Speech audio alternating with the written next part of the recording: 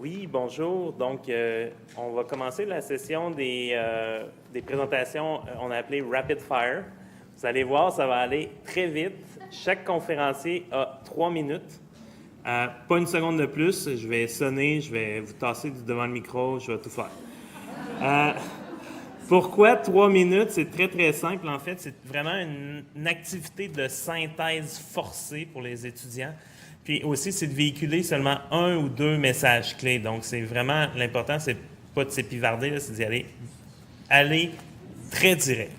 Donc, Émilie Allard, c'est la première personne, candidate au doctorat à la Faculté des sciences infirmières de l'Université de Montréal sous la direction d'Alain Legault et de Christine Genet. Dans le cadre de son projet doctoral, elle s'intéresse à l'expérience vécue par les conjointes durant la phase palliative du cancer, aux questions éthiques en fin de vie et à la formation des professionnels de santé dans le domaine des soins palliatifs. Donc, moi et ma congestion Hémivirus, nous sommes ici pour vous présenter mon protocole de recherche. Un petit merci à mes enfants de m'avoir si gentiment partagé leur virus. Pourquoi est-ce que je m'intéresse à la période palliative? Je fais un doctorat, ça dure plusieurs années, il fallait qu'il y ait une motivation quand même personnelle et professionnelle à faire ça. Mais aussi parce que, en recherchant la littérature, je me suis rendu compte qu'on expliquait l'expérience des proches dans la période palliative comme un deuil anticipé, soit une série de symptômes de deuil vécus avant la mort. Et ce processus de deuil-là vécu avant la mort allait aider, diminuer le deuil après la mort. Bon. Je me suis dit, je vais réfuter ce concept-là, coûte que coûte. Je le trouve trop linéaire, trop restrictif. Ça ne prend pas en compte la complexité des expériences humaines, de l'être humain en tant que tel. Nous sommes tous des êtres uniques, multidimensionnels, avec nos composantes émotionnelles, cognitives, physiques, mais aussi nos relations humaines. Donc, on ne peut pas regarder l'expérience vécue par une conjointe et l'expérience vécue par des enfants de la même façon, parce qu'ils n'ont pas la même relation avec la personne qui va mourir. C'est pour ça que j'ai décidé de faire mon projet de recherche sur vraiment l'expérience de préparation à la perte vécue par les conjointes donc les femmes de personnes qui vont décéder. Je veux vraiment voir comment elles se préparent, ou non, à la perte de leur conjoint ou conjointe. Où est-ce que j'en suis dans ce beau processus? J'en suis à recruter mes participantes à la recherche et à débuter dans les prochains jours ma collecte des données.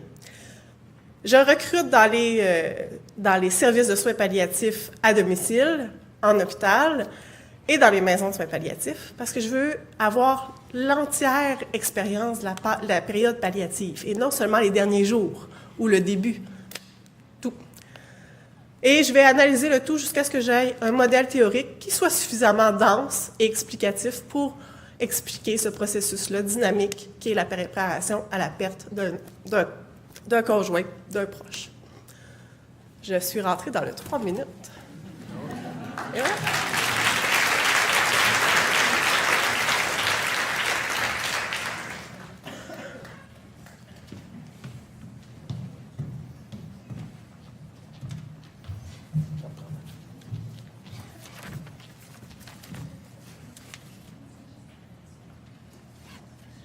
Donc, la deuxième conférencière va être Josiane Avoine-Blondin.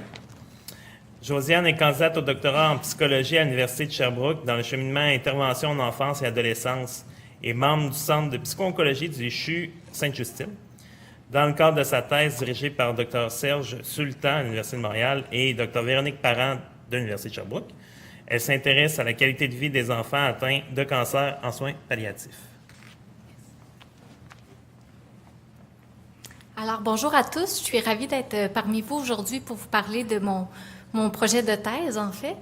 Alors, pour faire une brève introduction, en fait, le cancer est la maladie, en fait, qui est dominante au niveau de la mort chez les enfants. Et puis, elle représente environ 20 à 30 des enfants qui reçoivent des soins palliatifs pédiatriques. Donc, dans ce contexte-là, la qualité de vie est vraiment au cœur des soins.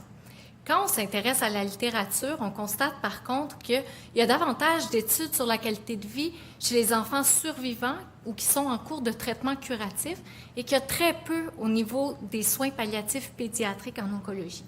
Donc, ça nous a mené, en fait, on voit que les dimensions physiques, psychologiques, sociales sont les dimensions principales, mais lorsqu'on arrive à mesurer la qualité de vie, il y a une spécificité qui n'est pas représentée par les mesures actuelles pour les soins palliatifs pédiatriques en oncologie. Alors, ça nous amène à 2 objectifs principaux. Avant de mesurer, il faut bien décrire les dimensions de la qualité de vie dans ce contexte-là et explorer comment les soignants actuellement évaluent la qualité de vie. Dans les résultats, en fait, j'ai oublié de vous dire, mais on a fait une étude qualitative auprès de 20 soignants de différentes professions au CHU Sainte-Justine. Donc, il y avait tant médecins, personnel infirmier que personnel psychosocial. Donc, on est arrivé à 17 dimensions de la qualité de vie, dont physique, psychologique et sociale, mais plus spécifiquement, tout ce qui représente des composantes davantage positives, comme l'instant présent, le plaisir, le besoin d'avoir un contrôle sur sa vie. Donc, c'est sorti de façon originale et mis en contexte avec l'ensemble des indices, c'est-à-dire on se fie au non-verbal de l'enfant, on se fie à sa disponibilité relationnelle, ainsi qu'à ces dimensions-là, on constate que, en fait, c'est complexe la qualité de vie et qu'actuellement, sans mesure, on se fie de façon intuitive à nos observations, aux inférences qu'on va faire, aux questions qu'on va poser soit à l'enfant ou aux parents ou aux autres membres de l'équipe, mais qu'on a besoin d'une mesure, en fait. Dans les recommandations qui sont ressorties, je vais juste les mettre rapidement, c'est important d'augmenter la communication, mais également de centrer sur les besoins de l'enfant, des parents et de les impliquer dans l'évaluation et d'augmenter la formation au niveau des soins palliatifs pédiatriques auprès de tous les membres du personnel. Mais la mesure formelle n'existe toujours pas. Donc, dans ce contexte-là, où est-ce qu'il y a un portrait complexe, les résultats de notre étude nous mènent à soutenir le développement d'une mesure d'évaluation de la qualité de vie. Et pour ce faire, on va aussi questionner les enfants et les parents pour pouvoir complémenter et valider les dimensions qui sont ressorties auprès des soignants. Et tout ça dans le but d'améliorer l'accord entre les divers soignants, mais aussi de faciliter la prise de décision qui est souvent complexe dans ce contexte. Donc, merci beaucoup.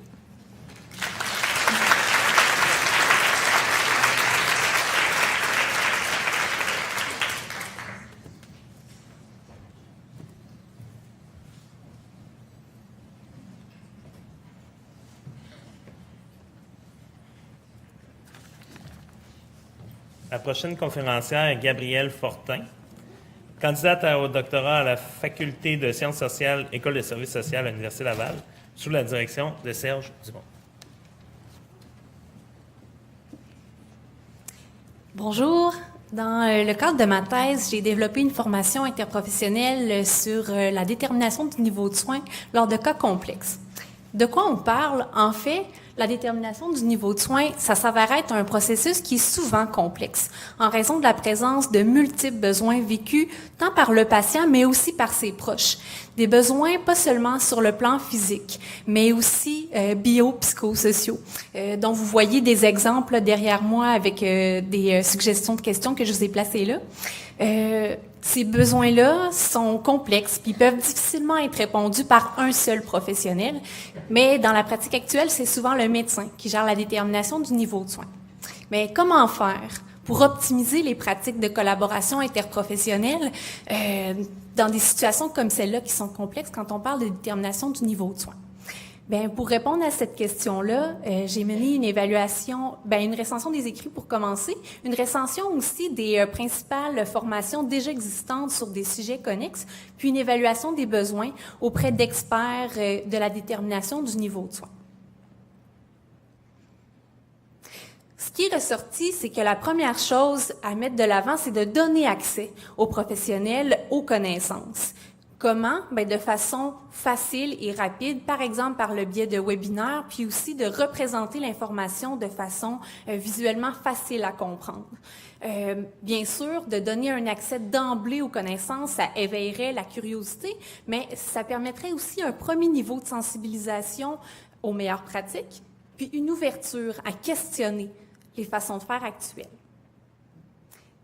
Après une exposition aux connaissances théoriques, bien, il faut mettre en application les connaissances qui nous sont enseignées. Donc, il faut privilégier des modalités associées à l'appropriation des connaissances, par exemple des mises en situation qui reflètent la pratique des professionnels, ce qui peut être possible aussi quand on regarde dans l'évaluation des besoins des éléments qui nous ont été nommés pour ouvrir, dans le fond, faire des mises en situation qui soient le plus réalistes possible. Ça permettrait l'acquisition d'un savoir-agir complexe. Ça permettrait aussi de développer une pratique réflexive, de questionner nos façons de faire, en plus de donner aussi une motivation puis un niveau de confiance à appliquer ces connaissances-là dans notre pratique. Par ailleurs, on apprend mieux des autres au contact des autres. Hein. Ça, c'est un principe de base en formation interprofessionnelle. C'est pourquoi les mises en situation devraient être travaillées en équipe interprofessionnelle pour développer le réflexe d'aller vers les collègues. Bien, pour conclure, ma formation reprend ces recommandations-là. Et puis, la formation va être déployée au mois de janvier 2018. Un groupe va être formé au sein du CHU de Québec, puis un deuxième groupe au sein du CIUS de la capitale nationale. Il va s'adresser autant aux médecins, aux infirmières, aux travailleurs sociaux, aux psychologues, puis aux intervenants en soins spirituels. La formation est composée d'un webinaire puis de mise en situation adaptée au CHU puis à la clientèle du CIUS de la capitale nationale. Envie d'en savoir plus? Écrivez-moi, ça va me faire plaisir de répondre à vos questions.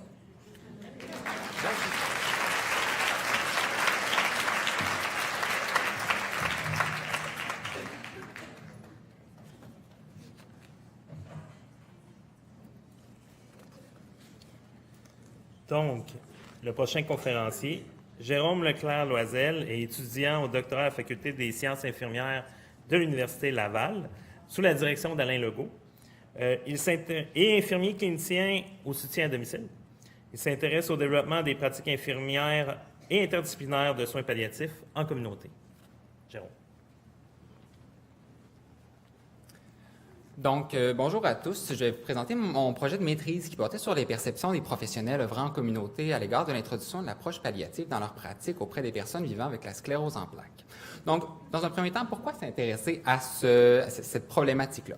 En fait, ça vient d'une problématique clinique où, chez ces personnes vivant avec la sclérose en plaques, on voyait une certaine négation de la mort dans les équipes de neurologie, en fait, et dans les écrits. On voyait que ces personnes-là décédaient de complications de la sclérose en plaques et non pas de la maladie telle quelle, ce qui faisait qu'il y avait une certaine négation de discuter de ces questions de fin de vie-là avec les personnes vivant avec la sclérose en plaques.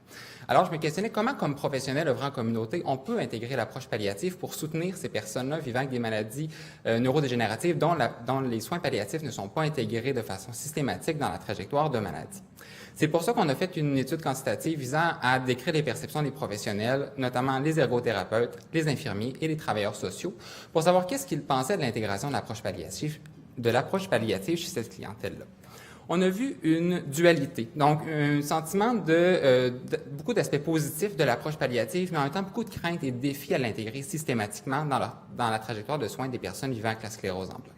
Du côté des points positifs, on avait du soutien. En fait, ça permettait d'offrir du soutien aux personnes et aux familles, de savoir que les professionnels sont disponibles pour discuter avec les personnes et leurs familles vivant avec la sclérose en plaques, puis aussi que les professionnels étaient intéressés à adapter leurs interventions professionnelles aux objectifs, aux désirs, aux besoins de la personne avec la maladie neurodégénérative. Cependant, dans les risques, il mentionnait que la sclérose en plaques n'a pas de pronostic. Donc, pour eux, c'est difficile de vivre avec cette incertitude, de ne pas savoir quand la personne va passer dans une phase plus avancée de sa maladie. Aussi, il craignait la perte d'espoir. Donc, comment qu'on peut intégrer cette approche sans que la personne décide d'arrêter de se battre, je réutilise leur propos, contre la maladie. Puis aussi que systématiquement, il n'y avait pas de discussion sur de l'approche palliative en sclérose en plaques. Donc, ils se questionnaient comment eux, ils peuvent intégrer ça sans avoir l'air d'avoir la faucheuse, d'avoir une fauche au-dessus de la tête des personnes. Et c'est encore les propos de mes participants. Donc, que proposer? Premièrement, c'est des formations aux professionnels sur qu'est-ce que l'approche palliative, comment ça peut soutenir les personnes et est-ce que vraiment ça peut diminuer l'espoir de la personne et de la famille. C'est des questions, des mythes, je pense, qui sont à déboulonner. Et deuxièmement, c'est en fait des espaces de discussion sociale entre professionnels pour aborder ces questions de fin de vie-là entre eux, éléments qui, dans les services de soins à domicile, ne sont pas systématiquement abordés. Donc, c'est à nous, en fait, de développer ces pratiques professionnelles-là pour améliorer les soins de fin de vie chez les personnes vivant avec des maladies neurodégénératives, éléments qui ne sont pas actuellement abordés pour la sclérose en plaques dans les soins actuels. Je vous remercie.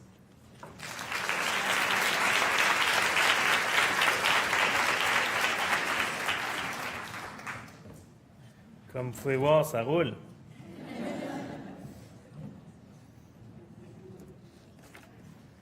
Donc, la prochaine conférencière est Sabrina Lessard. Elle est candidate au doctorat à l'Université de Montréal au département d'anthropologie, faculté des arts et sciences sous la direction de Sylvie Fortin. Bonjour à tous. Sabrina Lessard. Je m'intéresse aux pratiques de soins de fin de vie auprès des personnes âgées institutionnalisées. Et il me fait plaisir aujourd'hui de venir vous présenter l'analyse préliminaire d'observation faite dans un CHSLD et qui porte sur les enjeux de la mise en place des soins de fin de vie dans ces mêmes lieux. De nos jours, il est fort probable de mourir au grand âge après avoir soufflé ses 65 bougies. C'est le résultat fréquent d'un déclin lent qui est caractérisé par de multiples maladies. Cette mortalité, qui est souvent tardive, va teinter l'expérience de la trajectoire de fin de vie. Dès lors, les frontières séparant le curable de l'incurable, le malade du mourant, la fin de vie évitable à celle inévitable, restent parfois incertaines ou à reconstruire selon le cas.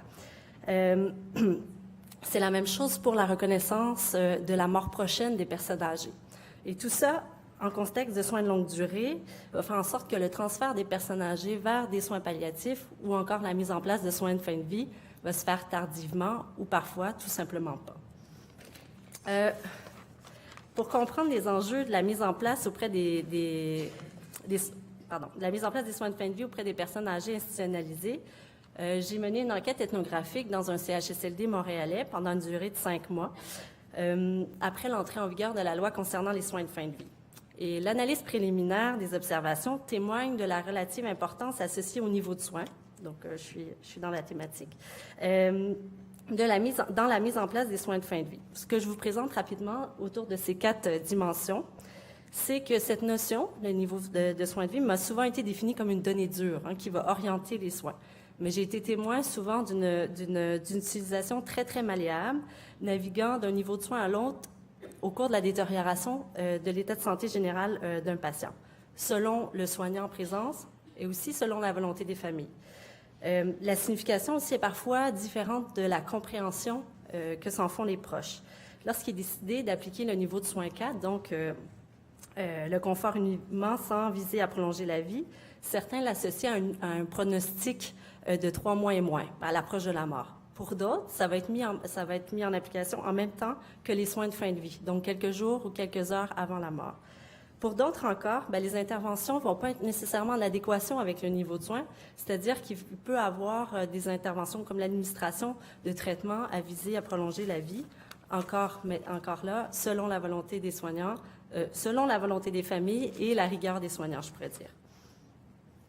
Au regard de ces observations, les enjeux sont multiples. Et ce que je peux vous dire aujourd'hui, c'est que j'ai pu observer l'incertitude liée à la prise de décision de changer ou non de niveau de soins et de mettre en application ou non les soins de fin de vie. Ce qui façonne nécessairement les trajectoires de fin de vie, permettant tantôt l'accompagnement en fin de vie, tantôt le transfert à l'hôpital où la personne trouvera la mort. On comprendra que l'accompagnement va diverger selon la situation. Est-ce que les personnes qui sont décédées à l'hôpital auraient pu bénéficier de soins de fin de vie en CHSLD? Ce qui m'amène à dire que ce constat vient appuyer le fait que la mort n'est plus le résultat de la maladie de la vieillesse, mais bien souvent celui d'une série de prises de décision. Je terminerai avec ceci, une petite question. Dans quelle mesure les niveaux de soins facilitent la mise en place des soins de fin de vie? Merci beaucoup.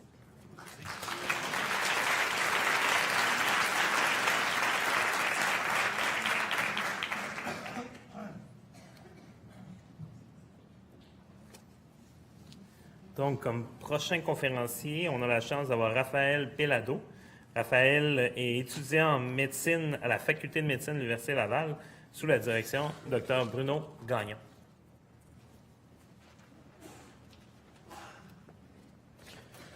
Bonjour.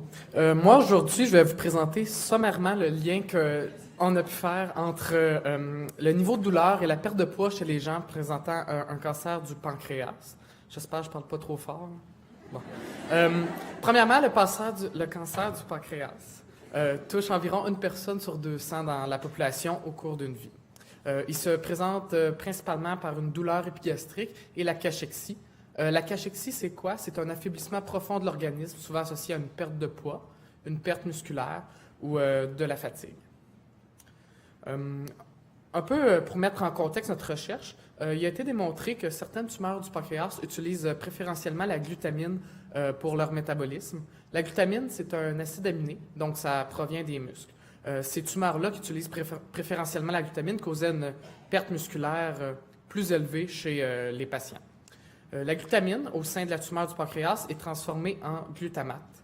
Le glutamate diffuse autour de la tumeur du pancréas, et autour du pancréas, on retrouve notamment le plexus cœliaque, qui est un important plexus nerveux de l'abdomen qui transmet notamment la sensation de douleur au cerveau.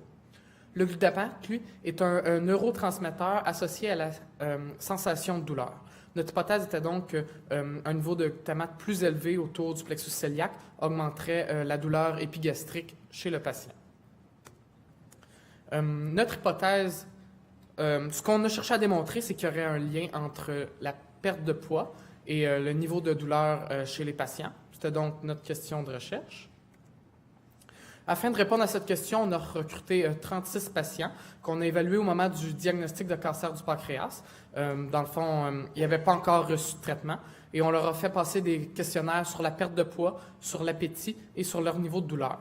Ensuite, on a séparé ces patients-là en 2 groupes, ceux dont le niveau de douleur était faible ou pas du tout présent et ceux dont la douleur était modérée à sévère.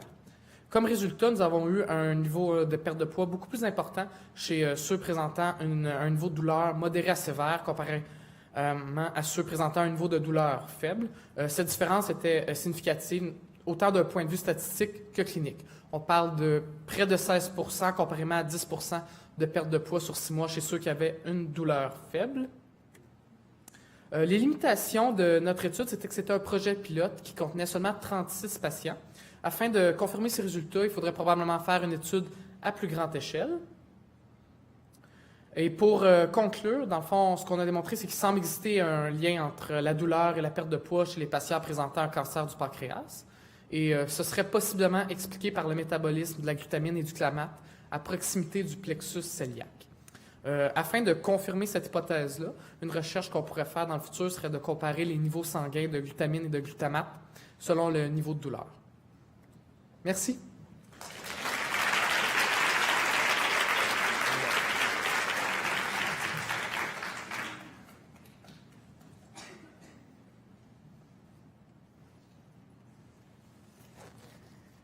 Et le dernier, non le moindre, Julien Simard. Julien Simard termine présentement un doctorat en études urbaines à l'INRS UCS sur la question du vieillissement sur place.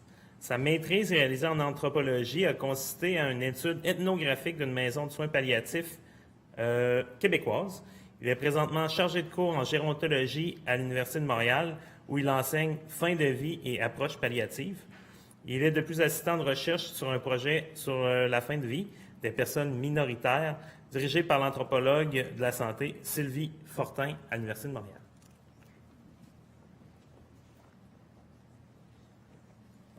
Cette affaire-là. Bon, 3 minutes pour vous parler d'un sujet philosophique, d'un enjeu éthique en fait. Je vais vous parler aujourd'hui de l'authenticité, la quête d'authenticité dans le mourir palliatif. C'est une réflexion sur la thérapie, sur la dynamique thérapeutique, etc. Donc, je vais vous laisser avec des questions ouvertes que vous pouvez digérer pendant le dîner. Contexte de la recherche, rapidement, j'ai fait un terrain dans une maison de soins palliatifs. C'est pas celle-là, ça c'est celle de Laval. Je la garde secrète. Donc, j'ai passé environ 1 an et demi à aller ponctuellement dans une maison de soins palliatifs, à travailler avec les soignants et les soignantes sur leurs normes et leurs valeurs, à faire des entrevues, des observations, etc. Ce que j'ai découvert sur le terrain, j'ai beaucoup entendu cette notion de l'authentique. Je vous donne une citation d'une conférence auquel j'ai cité. Mais à la fin de vie, acculé au fait que la vie va finir, alors tout d'un coup, on trouve le courage de devenir soi-même. Et donc, l'intuition des soins palliatifs, c'est celle-ci. Tant que nous sommes vivants, si on arrive à enlever le mal de cœur, la douleur importante, puis retrouver un cerveau qui fonctionne dans un monde relationnel qui est celui qui il est, celui qui s'en va avoir l'occasion de dire ce qu'il a à dire au fond, de se montrer comme il est vraiment. Donc, est-ce que la philosophie des soins palliatifs, celle de Cicely Saunders et d'Elisabeth Kubler-Ross, à la base n'était pas de contrôler la douleur avec des antalgiques, évidemment, et après d'aller chercher une actualisation du soi. Donc, la période palliative est un moment pour la personne mourante et pour ses proches de se dire les vraies choses, de se montrer comment ils sont vraiment, de se libérer. C'est une philosophie humaniste. Hein? On n'a plus de temps à perdre, on va aller au cœur des choses. Évidemment, l'authentique, c'est quelque chose qui s'échange au sein de la relation thérapeutique. Le mourant donne son authenticité à ses accompagnantes. Il n'y a plus de temps à perdre. Il ne va pas aller parler de frigidaire, de choses comme plates, puis day-to-day. Là, on est dans la philosophie, on est dans la vraie substance de la vie. La soignante reçoit, devient elle-même authentique à ce contact. Ça, c'est une dynamique idéale dont je vous parle là. Ça se passe pas toujours comme ça.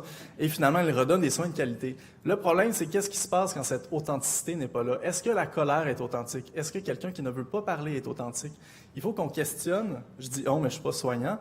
Ces notions-là philosophiques qui font qu'on aurait en soi les clés de notre propre actualisation. Hein?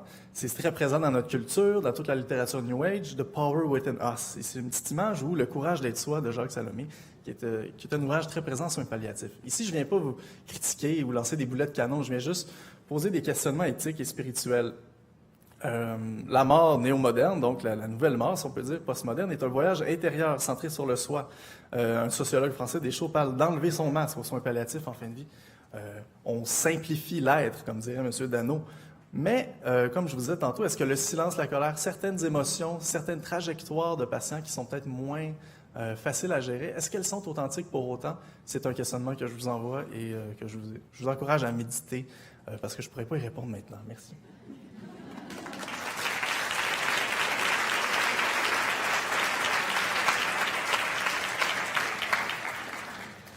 Félicitations à tous les étudiants d'avoir relevé le défi. C'est quelque chose, c'est tout qu'un exercice. Ouais, un autre.